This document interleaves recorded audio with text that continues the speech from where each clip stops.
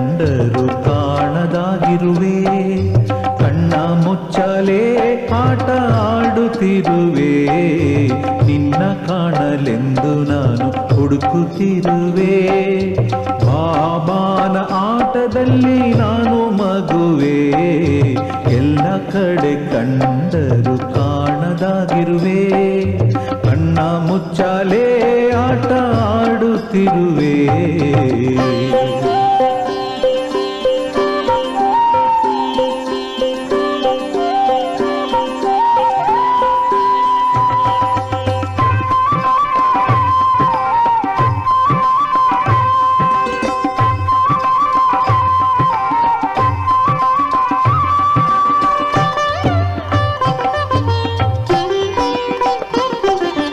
ಎಲ್ಲೆಲ್ಲೂ ಕಾಣುತ್ತಿದೆ ನಿನ್ನ ರೂಪ, ಕಂಡರು ಕಾಣುವುದು ಅಪರೂಪ.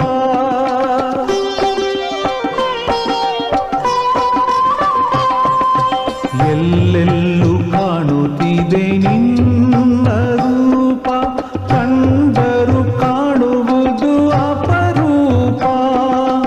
ಎಲ್ಲೆಲ್ಲೂ ಬೆಳಗುತ್ತಿದೆ ನಿನ್ನ ದೀಪ, ಬೆಳಕನ್ನು ಹಿಡಿಯುವುದೇ ಪುಟ್ಟ ಪಾಪ. ಎಲ್ಲ ಕಡೆ ಕಂಡರು ಕಾಣದಾಗಿರುವೆ, ಕಣ್ಣ ಮುಚ್ಚಾಲೆ ಆಟ ಆಡುತ್ತಿರುವೆ.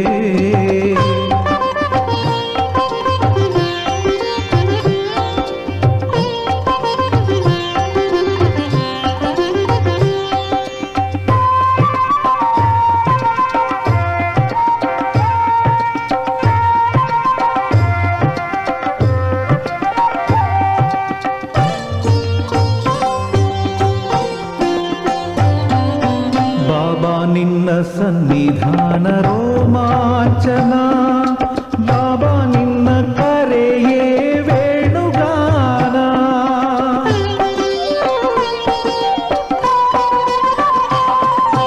ಬಾಬಾ ನಿನ್ನ ಸನ್ನಿಧಾನ ರೋಮಾಂಚನ, ಬಾಬಾ ನಿನ್ನ ಕರೆಯೇ ವೇಣುಗಾನ.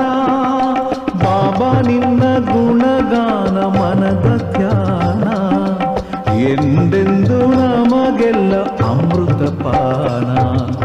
ಎಲ್ಲ ಕಡೆ ಕಂಡರು ಕಾಣದಾಗಿರುವೆ, ಕಣ್ಣ ಮುಚ್ಚಾಲೆ ಆಟ ಆಡುತ್ತಿರುವೆ.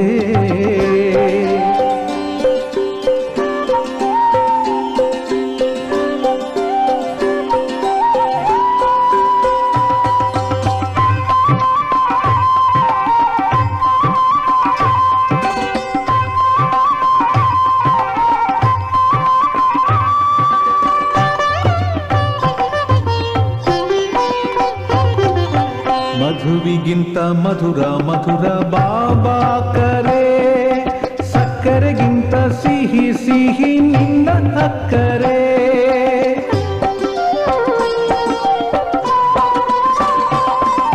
ಮಧುವಿಗಿಂತ ಮಧುರ ಮಧುರ ಬಾಬಾ ಕರೆ, ಸಕ್ಕರೆಗಿಂತ ಸಿಹಿ ಸಿಹಿ ನಿನ್ನ ಅಕ್ಕರೆ.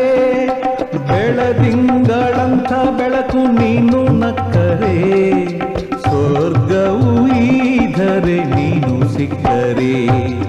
ಎಲ್ಲ ಕಡೆ ಕಂಡರು ಕಾಣದಾಗಿರುವೆ, ಕಣ್ಣ ಮುಚ್ಚಾಲೆ ಆಟ ಆಡುತ್ತಿರುವೆ. ನಿನ್ನ ಕಾಣಲೆಂದು ನಾನು ಹುಡುಕುತ್ತಿರುವೆ. ಬಾಬಾನ ಆಟದಲ್ಲಿ ನಾನು ಮಗುವೆ, ಎಲ್ಲ ಕಡೆ ಕಂಡರು ಕಾಣದಾಗಿರುವೆ. ಕಣ್ಣ ಮುಚ್ಚಾಲೆ ಆಟ ಆಡುತ್ತಿರುವೆ.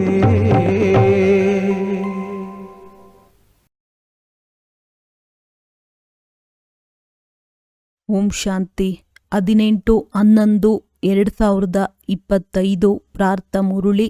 ಬಾಪ್ತಾದ ಮಧುಬನ. ಮಧುರ ಮಕ್ಕಳೇ, ನೀವೇ ಸತ್ಯ ಅಲೌಕಿಕ ಜಾದೂಗಾರರಾಗಿದ್ದೀರಿ.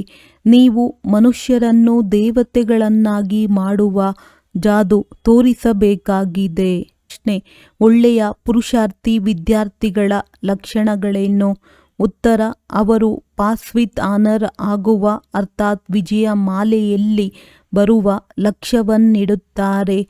ಅವರ ಬುದ್ಧಿಯಲ್ಲಿ ಒಬ್ಬ ತಂದೆಯ ನೆನಪೇ ಇರುತ್ತದೆ. ದೇಹ ಸಹಿತ ದೇಹದ ಎಲ್ಲ ಸಂಬಂಧಗಳಿಂದ ಬುದ್ಧಿಯೋಗವನ್ನು ತೆಗೆದು ಒಬ್ಬ ತಂದೆಯೊಂದಿಗೆ ಪ್ರೀತಿಯನ್ನಿಡುತ್ತಾರೆ. ಇಂತಹ ಪುರುಷಾರ್ಥಿಗಳೇ ಮಾಲೆಯ ಮಣಿಯಾಗುತ್ತಾರೆ. ಓಂ ಶಾಂತಿ. ಆತ್ಮಿಕ ಮಕ್ಕಳ ಪ್ರತಿ ಆತ್ಮಿಕ ತಂದೆಯು ಕುಳಿತು ತಿಳಿಸಿಕೊಡುತ್ತಾರೆ, ನೀವು ಆತ್ಮಿಕ ಮಕ್ಕಳು ಈಗ ಜಾದೂಗಾರಿಣಿಯರಾಗಿ ಬಿಟ್ಟಿದ್ದೀರಿ. ಆದ್ದರಿಂದ ತಂದೆಯನ್ನು ಜಾದೂಗಾರನೆಂದು ಹೇಳುತ್ತಾರೆ. ಮನುಷ್ಯರನ್ನು ದೇವತೆಗಳನ್ನಾಗಿ ಮಾಡುವಂತಹ ಜಾದೂಗಾರರು ಮತ್ಯಾರೂ ಇರುವುದಿಲ್ಲ.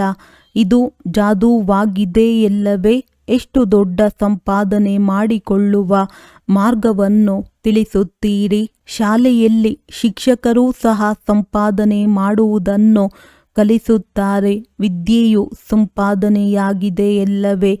ಭಕ್ತಿ ಮಾರ್ಗದ ಕಥೆಗಳು, ಶಾಸ್ತ್ರಗಳು ಇತ್ಯಾದಿಗಳನ್ನು ಕೇಳುವುದಕ್ಕೆ ವಿದ್ಯಾಭ್ಯಾಸವೆಂದು ಹೇಳುವುದಿಲ್ಲ. ಅದರಲ್ಲಿ ಯಾವುದೇ ಸಂಪಾದನೆ ಇಲ್ಲ, ಕೇವಲ ಅದರಲ್ಲಿ ಹಣ ಖರ್ಚಾಗುತ್ತದೆ. ತಂದೆಯು ತಿಳಿಸುತ್ತಾರೆ, ಭಕ್ತಿ ಮಾರ್ಗದಲ್ಲಿ ಚಿತ್ರಗಳನ್ನು ಮಾಡಿಸುತ್ತಾ, ಮಂದಿರಗಳನ್ನು ಕಟ್ಟಿಸುತ್ತಾ, ಭಕ್ತಿ ಮಾಡುತ್ತಾ ನೀವು ಎಷ್ಟೊಂದು ಹಣವನ್ನು ಖರ್ಚು ಮಾಡಿದ್ದೀರಿ. ಶಿಕ್ಷಕರಾದರೂ ಸಂಪಾದನೆ ಮಾಡಿಸುತ್ತಾರೆ, ಅದರಿಂದ ಜೀವನಾಧಾರವಾಗುತ್ತದೆ. ನೀವು ಮಕ್ಕಳ ವಿದ್ಯೆಯು ಎಷ್ಟು ಶ್ರೇಷ್ಠವಾಗಿದೆ, ಎಲ್ಲರೂ ಓದಬೇಕಾಗಿದೆ. ನೀವು ಮಕ್ಕಳು ಮನುಷ್ಯರಿಂದ ದೇವತೆಗಳನ್ನಾಗಿ ಮಾಡುವವರಾಗಿದ್ದೀರಿ. ಆ ವಿದ್ಯೆಯಿಂದ ಬ್ಯಾರಿಸ್ಟರ್ ಇತ್ಯಾದಿಯಾಗಬಹುದು. ಅದು ಕೇವಲ ಒಂದು ಜನ್ಮಕ್ಕಾಗಿ. ಅಂದ ಮೇಲೆ ಎಷ್ಟೊಂದು ರಾತ್ರಿ ಹಗಲಿನ ವ್ಯತ್ಯಾಸವಿದೆ. ಆದ್ದರಿಂದ ನೀವಾತ್ಮಗಳಿಗೆ ಶುದ್ಧ ನಶೆ ಇರಬೇಕು. ಇದು ಗುಪ್ತ ನಶೆಯಾಗಿದೆ. ಬೇಹದ್ದಿನ ತಂದೆಯದ್ದು ಚಮತ್ಕಾರವಾಗಿದೆ. ಇದು ಎಂತಹ ಆತ್ಮಿಕ ಜಾದೂ ಆಗಿದೆ. ಆತ್ಮವನ್ನು ನೆನಪು ಮಾಡುತ್ತಾ ಸತೋಪ್ರಧಾನರಾಗಿ ಬಿಡಬೇಕಾಗಿದೆ. ಹೇಗೆ ಸನ್ಯಾಸಿಗಳು ಹೇಳುತ್ತಾರಲ್ಲವೇ, ನೀವು ತನ್ನನ್ನು ನಾನು ಕೋಣ ಆಗಿದ್ದೇನೆ ಎಂದು ತಿಳಿಯಿರಿ. ಅವರು ಅದೇ ರೀತಿ ತಿಳಿದುಕೊಂಡು ಕೋಣೆಯಲ್ಲಿ ಕುಳಿತು ಬಿಟ್ಟರು ಮತ್ತು ಹೇಳಿದರು, ನಾನು ಕೋಣ ಆಗಿದ್ದೇನೆ, ನನಗೆ ಕೋಡುಗಳಿವೆ, ಕೋಣೆಯಿಂದ ಹೇಗೆ ಹೊರಬರಲಿ ಎಂದು ಕೇಳಿದರು. ತಂದೆಯು ತಿಳಿಸುತ್ತಾರೆ, ನೀವು ಪವಿತ್ರ ಆತ್ಮನಾಗಿದ್ದೀರಿ, ಈಗ ಅಪವಿತ್ರರಾಗಿದ್ದೀರಿ. ಪುನಃ ತಂದೆಯನ್ನು ನೆನಪು ಮಾಡುತ್ತಾ ನೀವು ಪವಿತ್ರರಾಗಿ ಬಿಡುತ್ತೀರಿ. ಈ ಜ್ಞಾನವನ್ನು ಕೇಳಿ ನರನಿಂದ ನಾರಾಯಣ ಅಥವಾ ಮನುಷ್ಯರಿಂದ ದೇವತೆಗಳಾಗುತ್ತೀರಿ. ದೇವತೆಗಳದ್ದು ಸಾಮ್ರಾಜ್ಯವಿದೆಯಲ್ಲವೇ? ನೀವು ಮಕ್ಕಳು ಈಗ ಶ್ರೀಮತದಂತೆ ಭಾರತದಲ್ಲಿ ದೈವಿ ಸಾಮ್ರಾಜ್ಯವನ್ನು ಸ್ಥಾಪನೆ ಮಾಡುತ್ತಿದ್ದೀರಿ. ತಂದೆಯು ಹೇಳುತ್ತಾರೆ, ನಾನೀಗ ಯಾವ ಶ್ರೀಮತವನ್ನು ನಿಮಗೆ ಕೊಡುತ್ತಿದ್ದೇನೆ, ಅದು ಸರಿಯೋ ಅಥವಾ ಶಾಸ್ತ್ರಗಳ ಮತವು ಸರಿಯೋ, ನೀವೇ ನಿರ್ಣಯ ಮಾಡಿ. ಗೀತೆಯು ಸರ್ವಶಾಸ್ತ್ರಮಯಿ ಶಿರೋಮಣಿ ಶ್ರೀಮದ್ ಭಗವದ್ಗೀತೆಯಾಗಿದೆ. ಇದನ್ನು ವಿಶೇಷವಾಗಿ ಬರೆದಿದ್ದಾರೆ. ಅಂದ ಮೇಲೆ ಈಗ ಭಗವಂತನೆಂದು ಯಾರಿಗೆ ಹೇಳುವುದು? ಅವಶ್ಯವಾಗಿ ನಿರಾಕಾರ ಶಿವನೆಂದು ಎಲ್ಲರೂ ಹೇಳುತ್ತಾರೆ. ಅವರ ಮಕ್ಕಳಾದ ನಾವೆಲ್ಲ ಆತ್ಮರು ಸಹೋದರರಾಗಿದ್ದೇವೆ. ಅವರೊಬ್ಬರೇ ತಂದೆಯಾಗಿದ್ದಾರೆ. ಆ ತಂದೆಯು ತಿಳಿಸುತ್ತಾರೆ, ನೀವೆಲ್ಲರೂ ಪ್ರಿಯತಮೆಯರಾಗಿದ್ದೀರಿ. ಪ್ರಿಯತಮನಾದ ನನ್ನನ್ನು ನೆನಪು ಮಾಡುತ್ತೀರಿ, ಏಕೆಂದರೆ ನಾನೇ ರಾಜಯೋಗವನ್ನು ಕಲಿಸಿದ್ದೆನು.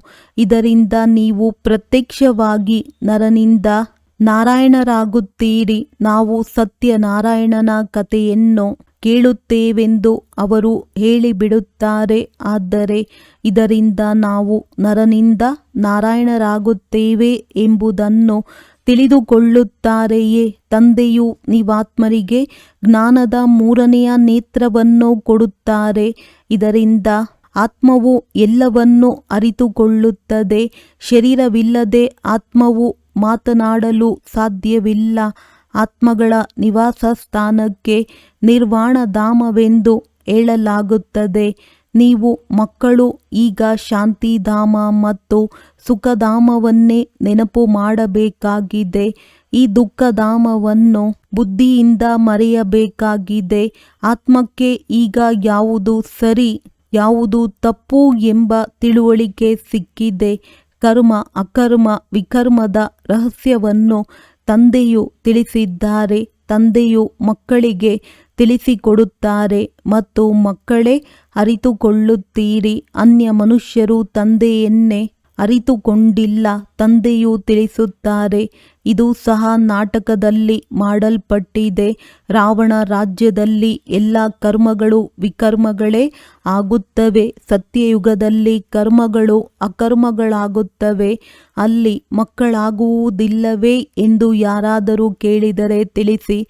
ಅದಕ್ಕೆ ನಿರ್ವಿಕಾರಿ ಪ್ರಪಂಚವೆಂದು ಕರೆಯಲಾಗುತ್ತದೆ. ಅಂದ ಮೇಲೆ ಅಲ್ಲಿ ಈ ಪಂಚವಿಕಾರಗಳು ಎಲ್ಲಿಂದ ಬರುತ್ತವೆ? ಇದು ಬಹಳ ಸರಳ ಮಾತಾಗಿದೆ. ಇದನ್ನು ತಂದೆಯೂ ತಿಳಿಸುತ್ತಾರೆ. ಯಾರು ಇದನ್ನು ಸರಿ ಎಂದು ತಿಳಿಯುವರೋ ಅವರು ಕೂಡಲೇ ಜಾಗೃತರಾಗಿ ಬಿಡುತ್ತಾರೆ. ಯಾರು ತಿಳಿದುಕೊಳ್ಳುವುದಿಲ್ಲವೋ ಅವರು ಮುಂದೆ ಹೋದಂತೆ ತಿಳಿದುಕೊಳ್ಳುವರು. ಹೇಗೆ ಪತಂಗಗಳು ಜ್ಯೋತಿಯ ಬಳಿ ಬರುತ್ತವೆ, ಕೆಲವು ಪತಂಗಗಳು ಹೊರಟು ಹೋಗಿ ಮತ್ತೆ ಬರುತ್ತವೆ. ಇವರೂ ಸಹ ಪರಂಜ್ಯೋತಿಯಾಗಿದ್ದಾರೆ. ಈಗ ಎಲ್ಲವೂ ಸುಟ್ಟು ಭಸ್ಮವಾಗುವುದು. ಇದನ್ನೂ ಸಹ ತಿಳಿಸಲಾಗಿದೆ. ಇದಂತೂ ಸಾಮಾನ್ಯ ಮಾತಾಗಿದೆ. ದೀಪದ ಬಳಿ ಪತಂಗಗಳು ಬಹಳಷ್ಟು ಸುಟ್ಟು ಹೋಗುತ್ತವೆ. ದೀಪಾವಳಿ ಎಂದು ಎಷ್ಟು ಚಿಕ್ಕ ಚಿಕ್ಕ ಸೊಳ್ಳೆಗಳು ಬರುತ್ತವೆ ಮತ್ತು ಸಮಾಪ್ತಿಯಾಗುತ್ತವೆ, ಹುಟ್ಟುತ್ತವೆ ಮತ್ತು ಸತ್ತು ಹೋಗುತ್ತವೆ. ತಂದೆಯೂ ಸಹ ತಿಳಿಸುತ್ತಾರೆ. ಕೊನೆಯಲ್ಲಿ ಬರುವವರು ಜನ್ಮ ತೆಗೆದುಕೊಳ್ಳುತ್ತಾರೆ ಮತ್ತು ಮರಣ ಹೊಂದುತ್ತಾರೆ. ಅವರದ್ದು ಹೇಗೆ ಸೊಳ್ಳೆಗಳ ತರಹ ಜನ್ಮವಾಯಿತೋ ತಂದೆಯು ಆಸ್ತಿಯನ್ನು ಕೊಡಲು ಬಂದಿದ್ದಾರೆ. ಅಂದ ಮೇಲೆ ಪುರುಷಾರ್ಥ ಮಾಡಿ ಪಾಸ್ ವಿತ್ ಆನರ್ ಆಗಬೇಕು. ಒಳ್ಳೆಯ ವಿದ್ಯಾರ್ಥಿಗಳು ಬಹಳ ಪುರುಷಾರ್ಥ ಮಾಡುತ್ತಾರೆ. ಪಾಸ್ ವಿತ್ ಆನರ್ ಆಗುವವರದ್ದೇ ಮಾಲೆಯಾಗುತ್ತದೆ. ಎಷ್ಟು ಸಾಧ್ಯವೋ ಪುರುಷಾರ್ಥ ಮಾಡುತ್ತಾ ಇರಿ. ವಿನಾಶಕಾಲೇ ವಿಪರೀತ ಬುದ್ಧಿಯವರೆಂದು ಹೇಳುತ್ತಾರೆ. ಇದರ ಮೇಲೂ ನೀವು ತಿಳಿಸಬಹುದು. ನಮ್ಮದ್ದು ತಂದೆಯ ಜೊತೆ ಪ್ರೀತಿ ಬುದ್ಧಿ ಇದೆ. ಒಬ್ಬ ತಂದೆಯ ವಿನಃ ನಾವು ಮತ್ಯಾರನ್ನೂ ನೆನಪು ಮಾಡುವುದಿಲ್ಲ. ತಂದೆಯು ತಿಳಿಸುತ್ತಾರೆ. ದೇಹ ಸಹಿತ ದೇಹದ ಎಲ್ಲ ಸಂಬಂಧಗಳನ್ನು ಬಿಟ್ಟು ನನ್ನೊಬ್ಬನನ್ನೇ ನೆನಪು ಮಾಡಿ. ಏ ದುಃಖಹರ್ತ ಸುಖಕರ್ತ ಎಂದು ನೀವು ಭಕ್ತಿ ಮಾರ್ಗದಲ್ಲಿ ಬಹಳ ನೆನಪು ಮಾಡುತ್ತಾ ಬಂದಿದ್ದೀರಿ. ಅಂದಾಗ ತಂದೆಯು ಅವಶ್ಯವಾಗಿ ಸುಖ ಕೊಡುವವರಾದರಲ್ಲವೇ? ಸ್ವರ್ಗಕ್ಕೆ ಸುಖಧಾಮವೆಂದು ಹೇಳಲಾಗುತ್ತದೆ. ತಂದೆಯು ತಿಳಿಸುತ್ತಾರೆ. ನಾನು ಪಾವನರನ್ನಾಗಿ ಮಾಡುವುದಕ್ಕಾಗಿಯೇ ಬಂದಿದ್ದೇನೆ. ಯಾವ ಮಕ್ಕಳು ಕಾಮಚಿತೆಯನ್ನೇರಿ ಭಸ್ಮವಾಗಿದ್ದಾರೆಯೋ ಅವರ ಮೇಲೆ ನಾನು ಬಂದು ಜ್ಞಾನದ ಮಳೆ ಸುರಿಸುತ್ತೇನೆ. ನೀವು ಮಕ್ಕಳಿಗೆ ಯೋಗವನ್ನು ಕಲಿಸುತ್ತೇನೆ.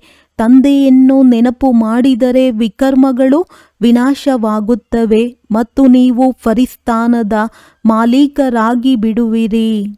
ಅಂದಾಗ ನೀವೂ ಸಹ ಜಾದೂಗಾರರಾದಿರಿ.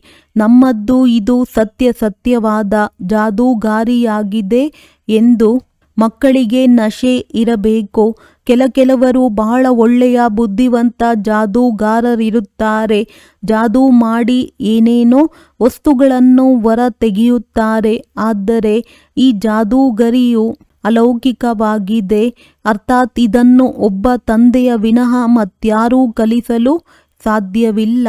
ನಾವು ಮನುಷ್ಯರಿಂದ ದೇವತೆಗಳಾಗುತ್ತಿದ್ದೇವೆಂದು ನಿಮಗೆ ತಿಳಿದಿದೆ. ಈ ಶಿಕ್ಷಣವೇ ಹೊಸ ಪ್ರಪಂಚಕ್ಕಾಗಿ ಇದೆ. ಅದಕ್ಕೆ ಸತ್ಯಯುಗಕ್ಕೆ ಹೊಸ ಪ್ರಪಂಚವೆಂದು ಹೇಳಲಾಗುತ್ತದೆ. ನೀವೀಗ ಸಂಗಮ ಯುಗದಲ್ಲಿದ್ದೀರಿ. ಈ ಪುರುಷೋತ್ತಮ ಸಂಗಮ ಯುಗವು ಯಾರಿಗೂ ತಿಳಿದಿಲ್ಲ. ನೀವು ಎಷ್ಟು ಉತ್ತಮ ಪುರುಷರಾಗಿದ್ದೀರಿ. ತಂದೆಯು ಆತ್ಮಗಳಿಗೆ ತಿಳಿಸುತ್ತಾರೆ. ತರಗತಿಯಲ್ಲಿಯೂ ನೀವು ಬ್ರಾಹ್ಮಣಿಯರು ಕುಳಿತುಕೊಂಡಾಗ ಮೊಟ್ಟ ಮೊದಲಿಗೆ ಸಾವಧಾನ. ನೀಡುವುದು ನಿಮ್ಮ ಕರ್ತವ್ಯವಾಗಿದೆ.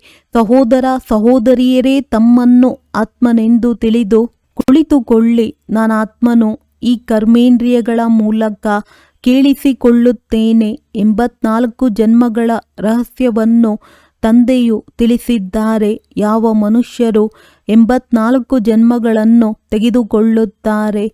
ಎಲ್ಲರೂ ತೆಗೆದುಕೊಳ್ಳುವುದಿಲ್ಲ. ಇದರ ಮೇಲೂ ಸಹ ಯಾರಿಗೂ ವಿಚಾರ ನಡೆಯುವುದಿಲ್ಲ.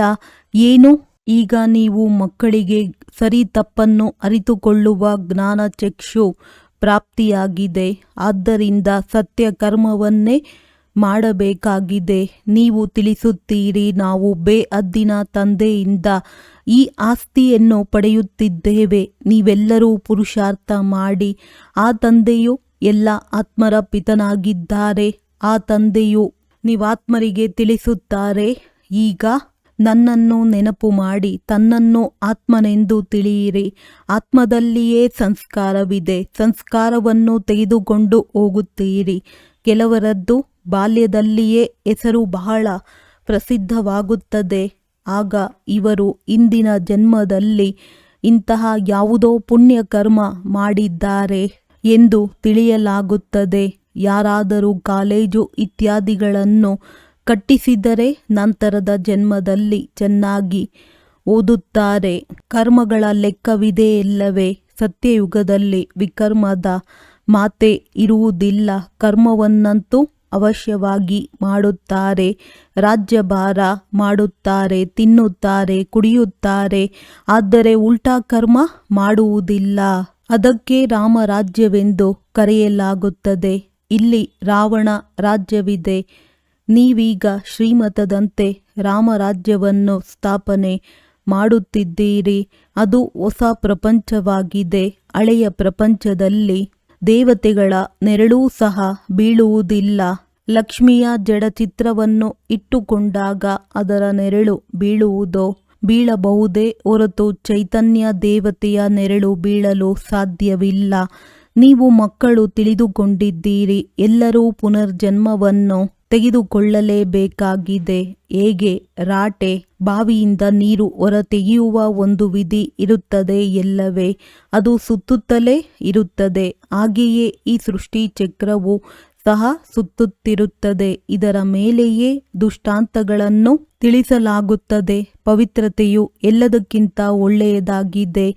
ಕುಮಾರಿಯು ಪವಿತ್ರವಾಗಿರುತ್ತಾಳೆ. ಆದ್ದರಿಂದ ಎಲ್ಲರೂ ಅವರ ಕಾಲಿಗೆ ಬೀಳುತ್ತಾರೆ. ನೀವು ಪ್ರಜಾಪಿತ ಬ್ರಹ್ಮ ಕುಮಾರ ಕುಮಾರಿಯರಾಗಿದ್ದೀರಿ. ಬಹಳ ಮಂದಿ ಕುಮಾರಿಯರೇ ಇದ್ದೀರಿ. ಆದ್ದರಿಂದ ಕುಮಾರಿಯರ ಮೂಲಕ ಬಾಣ ಹೊಡೆಸಿದರೆಂದು ಗಾಯನವಿದೆ. ಇದು ಜ್ಞಾನ ಬಾಣವಾಗಿದೆ. ನೀವು ಪ್ರೀತಿಯಿಂದ ಕುಳಿತು ತಿಳಿಸುತ್ತೀರಿ, ತಂದೆ ಸದ್ಗುರುವು ಒಬ್ಬರೇ ಆಗಿದ್ದಾರೆ. ಅವರು ಸರ್ವರ ಸದ್ಗತಿದಾತನಾಗಿದ್ದಾರೆ. ಭಗವಾನುವಾಚ ಮನ್ಮನಾಭವ. ಇದು ಮಂತ್ರವಲ್ಲವೇ? ಇದರಲ್ಲಿಯೇ ಪರಿಶ್ರಮವಿದೆ. ತನ್ನನ್ನು ಆತ್ಮನೆಂದು ತಿಳಿದು ತಂದೆಯನ್ನು ನೆನಪು ಮಾಡಿ. ಇದು ಗುಪ್ತ ಪರಿಶ್ರಮವಾಗಿದೆ. ಆತ್ಮವೇ ತಮೋಪ್ರಧಾನವಾಗಿದೆ ಮತ್ತೆ ಸತೋಪ್ರಧಾನವಾಗಬೇಕಾಗಿದೆ. ತಂದೆಯು ತಿಳಿಸಿದ್ದಾರೆ, ಆತ್ಮಗಳು ಮತ್ತು ಪರಮಾತ್ಮನು ಬಹಳ ಕಾಲ ಅಗಲಿ ಹೋಗಿದ್ದರು. ಯಾರು ಮೊಟ್ಟ ಮೊದಲಿಗೆ ತಂದೆಯಿಂದ ಅಗಲಿದ್ದರೋ ಅವರೇ ಮೊಟ್ಟ ಮೊದಲಿಗೆ ಮಿಲನ ಮಾಡುವರು. ಆದ್ದರಿಂದ ಅಗಲಿ ಹೋಗಿ ಮರಳಿ ಸಿಕ್ಕಿದ ಮಕ್ಕಳೇ ಎಂದು ತಂದೆಯು ಹೇಳುತ್ತಾರೆ. ತಂದೆಗೆ ತಿಳಿದಿದೆ ಯಾವಾಗಿನಿಂದ ಭಕ್ತಿಯನ್ನು ಆರಂಭಿಸಿದ್ದೀರಿ ಎಂದು. ಇದು ಅರ್ಧ ಭಾಗವಾಗಿದೆ. ಅರ್ಧ ಕಲ್ಪ ಜ್ಞಾನ, ಅರ್ಧ ಕಲ್ಪ ಭಕ್ತಿ. ಹೇಗೆ ದಿನ ಮತ್ತು ರಾತ್ರಿ 24 ಗಂಟೆಗಳಲ್ಲಿ 12 ಗಂಟೆ AM, 12 ಗಂಟೆಗಳು PM ಇರುತ್ತದೆ, ಹಾಗೆಯೇ ಕಲ್ಪವೂ ಸಹ ಅರ್ಧ ಭಾಗವಾಗಿದೆ.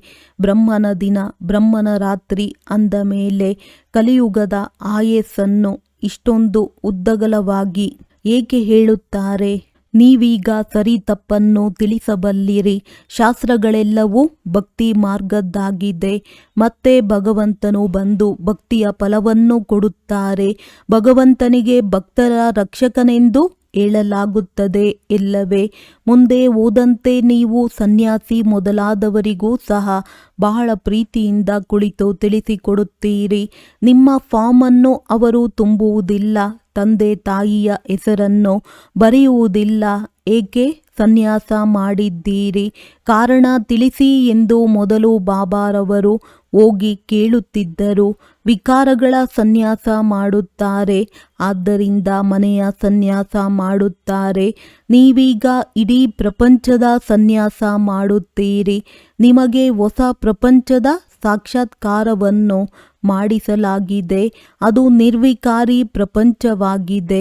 ಸ್ವರ್ಗದ ರಚಯಿತ ತಂದೆಯು ಸ್ವರ್ಗವನ್ನು ಸ್ಥಾಪನೆ ಮಾಡುವವರಾಗಿದ್ದಾರೆ, ಹೂದೋಟವನ್ನಾಗಿ ಮಾಡುವವರಾಗಿದ್ದಾರೆ, ಮುಳ್ಳುಗಳನ್ನು ಹೂಗಳನ್ನಾಗಿ ಮಾಡುತ್ತಾರೆ. ಕಾಮವಿಕಾರವು ಮೊಟ್ಟಮೊದಲನೆಯ ಮುಳ್ಳಾಗಿದೆ.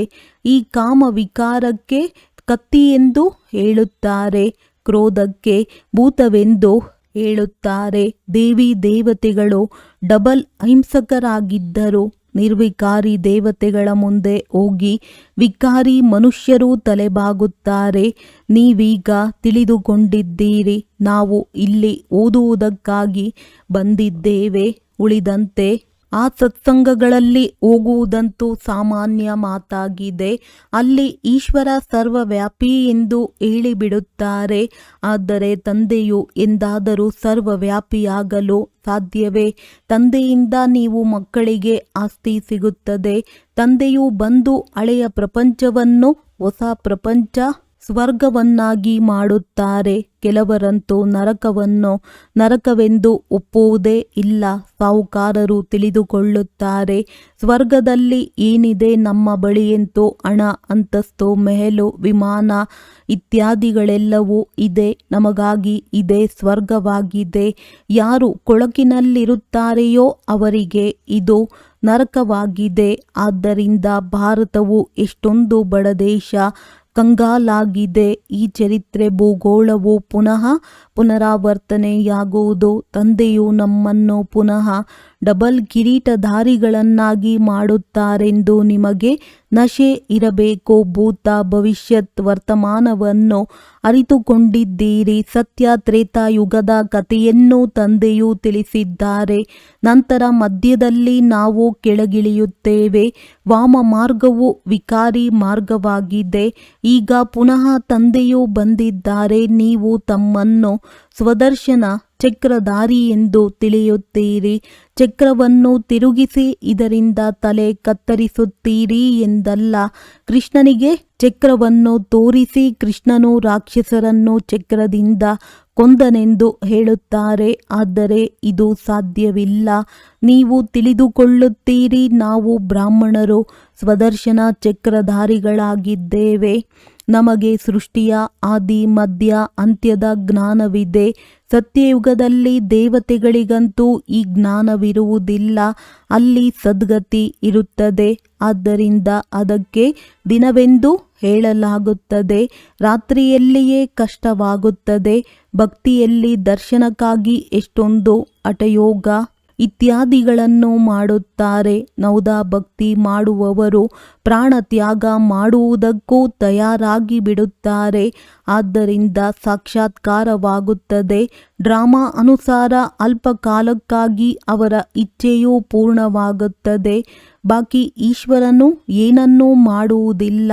ಅರ್ಧಕಲ್ಪ ಭಕ್ತಿಯ ಪಾತ್ರವೂ ನಡೆಯುತ್ತದೆ. ಒಳ್ಳೆಯದು.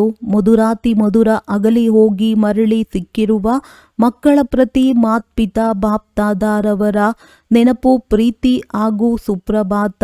ಆತ್ಮಿಕ ಮಕ್ಕಳಿಗೆ ಆತ್ಮಿಕ ತಂದೆಯ ನಮಸ್ತೆ. ಧಾರಣೆಗಾಗಿ ಮುಖ್ಯ ಸಾರ. ಇದೇ ಆತ್ಮಿಕ ನಶೆಯಲ್ಲಿರಿ. ತಂದೆಯು ನಮ್ಮನ್ನು ಡಬಲ್ ಕಿರೀಟಧಾರಿಗಳನ್ನಾಗಿ ಮಾಡುತ್ತಿದ್ದಾರೆ. ನಾವು ಸ್ವದರ್ಶನ ಚಕ್ರಧಾರಿ ಬ್ರಾಹ್ಮಣರಾಗಿದ್ದೇವೆ. ಭೂತ, ಭವಿಷ್ಯತ್, ವರ್ತಮಾನದ ಜ್ಞಾನವನ್ನು ಬುದ್ಧಿಯಲ್ಲಿ ಇಟ್ಟುಕೊಂಡು ನಡೆಯಬೇಕಾಗಿದೆ. ಪಾಸ್ ವಿದ್ ಆನರ್ ಆಗಲು ತಂದೆಯೊಂದಿಗೆ ಸತ್ಯವಾದ ಪ್ರೀತಿಯನ್ನು ಇಟ್ಟುಕೊಳ್ಳಬೇಕು. ತಂದೆಯನ್ನು ನೆನಪು ಮಾಡುವ ಗುಪ್ತ ಪರಿಶ್ರಮ ಪಡಬೇಕಾಗಿದೆ. ವರದಾನ: ತಮ್ಮ ಡಬಲ್ ಲೈಟ್ ಸ್ವರೂಪದ ಮೂಲಕ ಬರುವಂತಹ ವಿಘ್ನಗಳನ್ನು ಪಾರು ಮಾಡುವಂತಹ ತೀವ್ರ ಪುರುಷಾರ್ಥಿ ಭವ. ಬರುವಂಥ ವಿಘ್ನಗಳಿಂದ ಆಯಾಸಗೊಳ್ಳುವ ಅಥವಾ ಹೃದಯ ವಿದೀರ್ಣರಾಗುವ ಬದಲು ಸೆಕೆಂಡ್ನಲ್ಲಿ ಸ್ವಯಂನ ಆತ್ಮಿಕ ಜ್ಯೋತಿ ಸ್ವರೂಪ ಮತ್ತು ನಿಮಿತ್ತ ಭಾವದ ಡಬಲ್ ಲೈಟ್ ಸ್ವರೂಪದ ಮುಖಾಂತರ ಸೆಕೆಂಡ್ನಲ್ಲಿ ಜಂಪ್ ಹಾಕಿಬಿಡಿ. ವಿಘ್ನರೂಪಿ ಕಲ್ಲನ್ನು ಒಡೆಯುವುದರಲ್ಲಿ ಸಮಯ ಕಳೆಯಬೇಡಿ. ಜಂಪ್ ಹಾಕಿ ಮತ್ತು ಸೆಕೆಂಡ್ನಲ್ಲಿ ಪಾರಾಗಿಬಿಡಿ. ಸ್ವಲ್ಪ ವಿಸ್ಮೃತಿಯ ಕಾರಣ ಸಹಜ ಮಾರ್ಗವನ್ನು ಪರಿಶ್ರಮವನ್ನಾಗಿ ಮಾಡಿಕೊಳ್ಳಬೇಡಿ. ನಿಮ್ಮ ಜೀವನದ ಭವಿಷ್ಯ ಶ್ರೇಷ್ಠ ಗುರಿಯನ್ನು ಸ್ಪಷ್ಟವಾಗಿ ನೋಡುತ್ತಾ ತೀವ್ರ ಪುರುಷಾರ್ಥಿಗಳಾಗಿ ಬಾಪ್ತಾದ ಮತ್ತು ವಿಶ್ವ ನಿಮ್ಮನ್ನು ಯಾವ ದೃಷ್ಟಿಯಿಂದ ನೋಡುತ್ತಿದೆ ಅದು ಶ್ರೇಷ್ಠ ಸ್ವರೂಪದಲ್ಲಿ ಅದೇ ಶ್ರೇಷ್ಠ ಸ್ವರೂಪದಲ್ಲಿ ಸದಾ ಸ್ಥಿತರಾಗಿರಿ. ಸ್ಲೋಗನ್: ಸದಾ ಖುಷಿಯಾಗಿರಿ ಮತ್ತು ಖುಷಿಯನ್ನು ಹಂಚಿರಿ. ಇದೇ ಎಲ್ಲಕ್ಕಿಂತಲೂ ದೊಡ್ಡ ಹೆಮ್ಮೆಯಾಗಿದೆ. ಅವ್ಯಕ್ತ ಸೂಚನೆ: ಅಶರೀರಿ ಅಥವಾ ವಿದೇಹಿ ಸ್ಥಿತಿಯ ಅಭ್ಯಾಸ ಹೆಚ್ಚಿಸಿ. ಈಗ ಸಂಘಟಿತ ರೂಪದಲ್ಲಿ ಒಂದೇ ಶುದ್ಧ ಸಂಕಲ್ಪ ಎಂದರೆ ಏಕರಸ ಸ್ಥಿತಿ ತಯಾರು ಮಾಡುವ ಅಭ್ಯಾಸ ಮಾಡಿ. ಆಗಲೇ ವಿಶ್ವದಲ್ಲಿ ಶಕ್ತಿ ಸೇನೆಯ ಹೆಸರು ಪ್ರಸಿದ್ಧವಾಗುವುದು. ಯಾವಾಗ ಬೇಕೋ ಆಗ ಶರೀರದ ಆಧಾರ ತೆಗೆದುಕೊಳ್ಳುವುದು ಹಾಗೂ ಯಾವಾಗ ಬೇಕೋ ಆಗ ಶರೀರದ ಆಧಾರ ಬಿಟ್ಟು ತಮ್ಮ ಅಶರೀರಿ ಸ್ವರೂಪದಲ್ಲಿ ಸ್ಥಿತರಾಗುವುದು. ಹೇಗೆ ಶರೀರ ಧಾರಣೆ ಮಾಡಿದ್ದೀರಿ ಅದೇ ರೀತಿ ಶರೀರದಿಂದ ಭಿನ್ನ ಆಗಿಬಿಡಿ. ಇದೇ ಅನುಭವ ಅಂತಿಮ ಪರೀಕ್ಷೆಯಲ್ಲಿಯೂ ಫಸ್ಟ್ ನಂಬರ್ ತರುವ ಆಧಾರವಾಗಿದೆ. ಒಳ್ಳೆಯದು. ಓಂ ಶಾಂತಿ.